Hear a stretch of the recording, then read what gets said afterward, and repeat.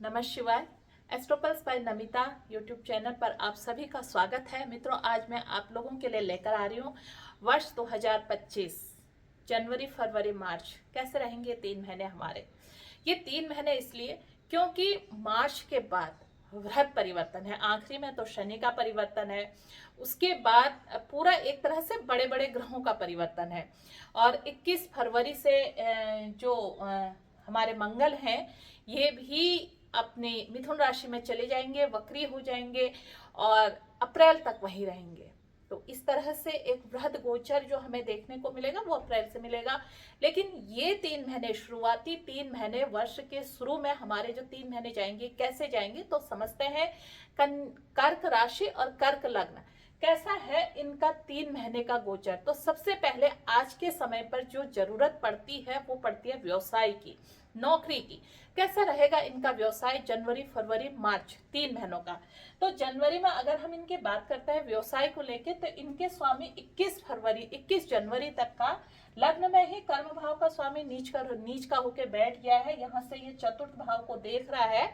चतुर्थ भाव का स्वामी जो है वो अष्टम में गया हुआ है। तो कहीं ना कहीं हो सकता है आपको आप जब यात्रा कर रहे हैं तो यात्रा ये 3 महीने आप अपनी यात्राएं बहुत सावधानी से करें।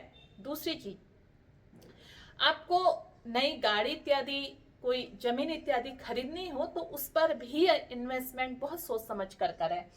अब अगर हम बात करते हैं नौकरी के बाद आपका प्रमोशन नहीं हो रहा था, 21 फरवरी के बाद आपका प्रमोशन हो सकता है और फरवरी या मार्च में आपके जो व्यवसाय है ना उस पर बढ़ोतरी हो सकती है। कहीं विदेश इत्यादि में आपने कुछ निवेश किया था तो फरवरी में वो धन की प्राप्ति आपको हो सकती है। कहीं आपने शेयर मार्केट में लगाया था तो वहां से आपको फरवरी और मार्च के समय में अच्छे धन की प्राप्ति हो सकती है। नौकरी के बाद हम अब धन प्राप्ति की बात करें कि हमारे पास धन आएगा तो आएगा कैसे, कितना आएगा, क्योंकि सबको यही जानना है कि हमारा धन कितना आएगा।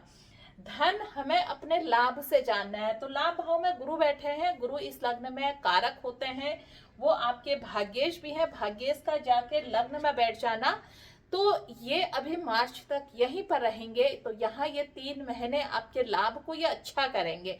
अब यहाँ आपने क्या करना है, क्योंकि गुरु है, गुरु अगर लाभ देंगे तो ये अच्छी जगह से आपको लाभ देंगे। तो आपने ईमानदारी से अपना काम करना है। अब गुरु के रहते हुए अगर आप बेईमानी से करेंगे तो कहीं ना कहीं दिक्कत होगी। और ये बैठे किसकी है, शुक्र की राशि में। तो भोग विलास की राशि में जाकर गुरु बैठ गए तो थोड़ा सा मुश्किल तो होता है ऐसे में ईमानदारी रखना। लेकिन फिर भी अगर आप अपनी चीजों को ठीक रखते हैं तो कहीं ना कहीं आपको लाभ होगा। हम इसके आपके चौथे भाव, घर जमीन भूमि भवन आपने लेना है तो इसमें आपको इस समय कहीं आपने कुछ इन्वेस्टमेंट किया है तो उससे लाभ होगा। दूसरा, अगर आप LIC वगैरह का काम करते हैं, वर्क फ्रॉम होम करते हैं तो यहाँ भी आपको लाभ होते हुए देखे जा रहे हैं। आप टैक्स से जुड़े हुए कोई काम करते हैं या आप ज्योतिष से जुड़ी हुई सलाहें किसी को देते हैं तो यहाँ आपको इस समय इन सब चीजों से भी आपको लाभ होगा। अब अगर हम आपके इन 3 महीनों में, जनवरी फरवरी मार्च के 3 महीनों में आपके स्वास्थ्य को लेकर बात करते हैं तो स्वास्थ्य का स्वामी गुरु आपके लाभ में गया है। जब भी छठे भाव का स्वामी लाभ में जाता है तो ये हमारे चीजों को, जिस भाव का स्वामी लाभ में जाएगा उसको मल्टीप्लाई कर देगा। तो ये आपकी चीजों को बढ़ाएगा, जो भी आपके रोग हैं उनको बढ़ाने का इस समय काम करेगा। तो सबसे ज्यादा आपको समस्या देखने को मिलेगी अपने लीवर से संबंधित, पेट से संबंधित। अब आपने इसमें क्या करना है, खान पान को ठीक रखना है। अगर खान पान आपने सही नहीं रखा तो यहाँ आपको दिक्कत हो सकती है। अगर हम आपके संतान की बात करें तो संतान भाव का स्वामी भी नीच का होकर जाकर बैठ गया है। तो आप दोनों जो संतान के साथ इस समय आपकी चीजें हैं, हो सकता है संतान के आपका धन व्यय हो, संतान आपके बीमार पड़े, संतान के पीछे आपका धन खर्च हो, क्योंकि धन ने खर्च होना है। अब धन आप कहाँ खर्च करते हैं, आप चैरिटी पे खर्च नहीं कर रहे हैं या आप विदेश जा रहे हैं तो इन चीजों से बचा जा सकता है। क्योंकि ग्रहों को हम रोक नहीं सकते हैं। मैं कभी भी नहीं कहती कि ज्योतिष सब कुछ ठीक कर देता है, ये आपको गाइडेंस देता है, एक तरह से आपको रास्ता दिखाता है कि आप ऐसा नहीं ऐसा कर लोगे, कुछ समय तक आप ये चीज ऐसे अपना लो तो आपकी चीजें ठीक हो जाएंगी। ठीक इसी तरह है, इस समय आपका इस भाव का स्वामी कहाँ, आपके लग्न में ही आकर बैठ गया, संतान भाव का स्वामी। तो संतान से थोड़ी सी तीखी नोकझोंक हो जाना, और हो सकता है इसी आवेश में संतान ने गाड़ी निकाली और चली गई तो उसको चोट पटक लग जाना। संतान की तरफ से मानसिक रूप से आप परेशान रहेंगे। तो इस मानसिक परेशानी को दूर करने का एक ही है कि आप थोड़ा सा अपनी चीजों को, वो कौन सी चीजें हैं, अपने ध्यान को, अपने अध्यात्म को और अपने धर्म को मजबूती से पकड़े रहें। अगर आपने यहाँ बेईमानी करी तो ये और ज्यादा इन चीजों को बढ़ा देगा, क्योंकि नवम भाव में राहु बैठे हैं और राहु हमेशा उस तरफ को ले जाते हैं जहां से हम अपने धर्म से दूर रहे, हम बेईमानी करने पर उतर जाएं, वो सब राहु करवाते हैं। और नवम के राहु यही चीजें आपको अच्छी चीजों से, पॉजिटिव चीजों से सबसे पहले दूर ले जाएंगे, ताकि आप उन चीजों में बहुत ज्यादा ना उलझ सके और राहु अपना काम कर सके। और राहु अपना काम जब शुरू कर देते हैं तो फिर बचाना बहुत ज्यादा मुश्किल हो जाता है। अब राहु 12वें भाव में बैठ के आपके धर्म की चीजों को, अगर आप धार्मिक चीजों से जुड़ते हो, क्योंकि गुरु की राशि में है, फिर तो ये बहुत ऊंचा आपको दे देंगे। और अगर आप इसके राहु के ही अकॉर्डिंग चलते हो, फिर समस्याएं आना स्वाभाविक है।